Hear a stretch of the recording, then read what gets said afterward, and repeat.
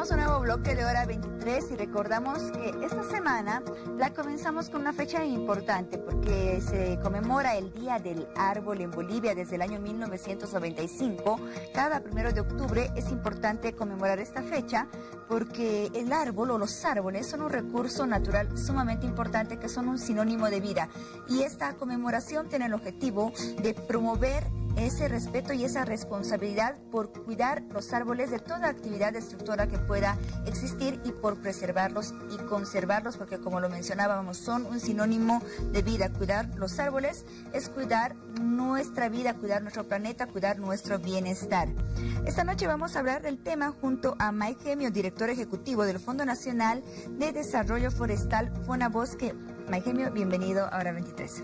Paola, siempre un gusto estar acá en el programa y bueno, con esta temática tan importante, ¿no? Como tú lo mencionas, los árboles son el pulmón del mundo y básicamente un recurso fundamental para la existencia de la humanidad.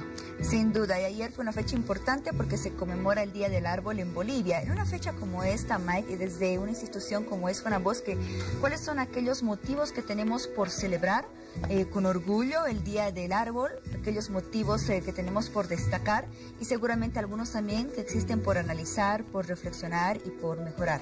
Sí, bueno, hay números, ¿no? que alientan, preocupan. Creo que más de preocupar, yo los planteo como desafíos para el gobierno nacional. Nosotros como parte del aparato público responsable de llevar adelante acciones en el marco de un sector forestal que, como te decía, tiene luces y sombras, ¿no? En todo, como en todo, digamos, ¿no?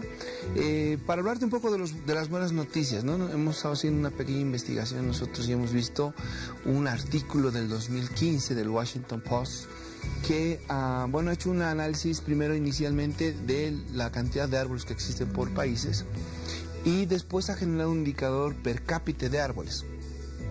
Ahí Bolivia se ha destacado por encima de países con una mancha forestal mucho más grande, pero obviamente con este aditamento que es el per cápita, ¿no? Entonces, Bolivia tenemos 5.465 árboles por persona al 2015, ¿no? Es un estudio serio que ha demostrado además que somos el país con más árboles por persona, ¿no? Muy bien.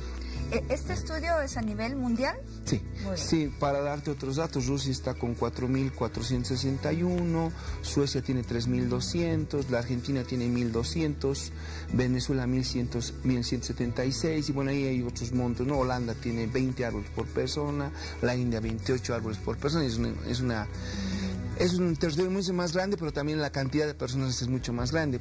Esto es la lógica que obviamente los árboles están emitiendo oxígeno, ¿no ves? O sea, capturan CO2 y después liberan oxígeno. En esta misma lógica, lo que hemos hecho es hacer otro análisis que lo ha hecho el Banco Mundial en términos de la proporción de CO2 que se emite en el mundo. Entonces, porcentualmente, ese análisis es mucho más interesante. ¿Por qué? El 29.1% del CO2 que se produce en el mundo es producido por China, ¿no? Y el 14.5% lo produce Estados Unidos. Entre los dos ya están bordeando el 50% más o menos, ¿no? China, Estados Unidos, la India y Rusia son los que encabezan, pero bueno, en el caso de la India y de Rusia son 5%. Entonces los que llevarían ahí la delantera en contaminación, si quieres, son los países de China y Estados Unidos, ¿no? Esto, ¿por qué? Y bueno, ¿y cuánto está Bolivia? Bolivia, en esta lógica, en esta medición del Banco Mundial, no ha llegado ni al 0,1%. ¿No? Entonces ahí tú tienes un poco el balance, si quieres, de la cantidad de compromisos que obviamente los países tenemos para con el medio ambiente del mundo. Bolivia tiene ahí una cantidad per cápita de árboles alta y contamina muy poco, digamos, ¿no? Entonces en ese balance obviamente se entiende que Bolivia estaría ocupando como que el segundo lugar, ¿no? Después de Paraguay, que es el país, digamos, que en este balance genera mayor oxígeno y contamina menos, si quieres, ¿no? Muy bien, entonces tenemos dos noticias positivas para destacar. Bolivia es uno de los países con mayor cantidad de árboles Per cápita. Per cápita, y además es uno de los países que tiene menor contaminación al respecto. Por otra parte, existe seguramente mucho por reflexionar, por analizar y mejorar, le decía al inicio de la entrevista, como por ejemplo, vimos artículos que fueron publicados en medios de prensa escrita que afirmaban que Bolivia está entre los 10 primeros países del mundo respecto a la deforestación, los países que más deforestan. Eso es verdad en términos de la tasa de deforestación interanual. Lo que pasa, a ver, vamos por partes. La mancha forestal en Bolivia está bordeando más o menos los 52, 53 millones de hectáreas, ¿no? Entonces ahí el número de deforestación anual, interanual de los últimos 5 años ha sido de 260.000 hectáreas por año más o menos, ¿no? Según los últimos informes que tiene la Autoridad de Bosques y Tierras. Y claro, el problema tal vez más grande que tiene que ver ahí es la tasa de deforestación ilegal. Entonces ese es tal vez el problema, yo diría, más grande, que tiene que ver también con un problema de orden de desarrollo institucional y de modernización del ABT, ¿no? Ahí la tecnología y países vecinos nos han mostrado que los mecanismos de control forestal han dado saltos agigantados, ¿no? Drones, fotos satelitales en tiempo real, eso te muestra más o menos cómo generar mejores mecanismos de control a la deforestación. Pero bueno, sí, ese es tal vez uno de los elementos que vale la pena marcarlo como un desafío para el gobierno nacional, ¿no? Ese es pasar por un proceso de modernización del ABT y que mejore los niveles de control, que evidentemente han ido mejorando, pero creo que ahí es hora de dar un salto un poco más grande, digamos, ¿no? En lo que se refiere a tecnología. De las acciones que generan esta deforestación, ¿cuáles son aquellas que se presentan con mayor frecuencia? Mira, yo no me animaría a decir con números tan exactos, ¿no? Pero como te digo, hace poco leí un artículo que decía que el 75% de la deforestación en Bolivia era ilegal, pero he estado revisando algunos reportes del ABT donde los números ya han bajado, ¿no? El año pasado estaba 60-40 más o menos, ¿no? 60% es ilegal y 40% es legal. O sea, deforestación legal que obviamente saca su plan de manejo y obviamente en ese sentido pues comercializa esta madera comercializa la madera de manera legal, ¿no? Entonces tal vez esos serían los números más sobresalientes en tema de deforestación. Sin embargo, la tasa de deforestación aún en Bolivia es todavía bastante baja, ¿no? Es bastante baja. Entonces, la idea sería ir nivelando, ¿no? Tener por lo menos un punto cero, tener una tasa de deforestación, como te he dicho, de 260.000 hectáreas, pero tener una forestación en Bolivia que pueda ser paralela por lo menos de unas 100, 120 hectáreas año, ¿no? Que es lo que es uno de los desafíos que plantea este programa nacional de forestación, que te puedo hablar también de cómo está estructurado una estrategia nacional de forestación aquí en Bolivia.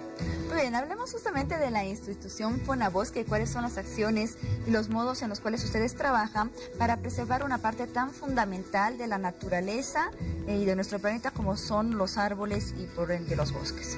Bueno, mira, el Fonabosque es una institución que funciona gracias, digamos, al mecanismo de control que tiene el ABT, que tiene una serie de ítems, los cuales determinan multas, por ejemplo, por desmontes y también por el funcionamiento mismo de los planes de manejo. Entonces ahí hay una cantidad de recursos económicos que son transferidos al Fonabosque.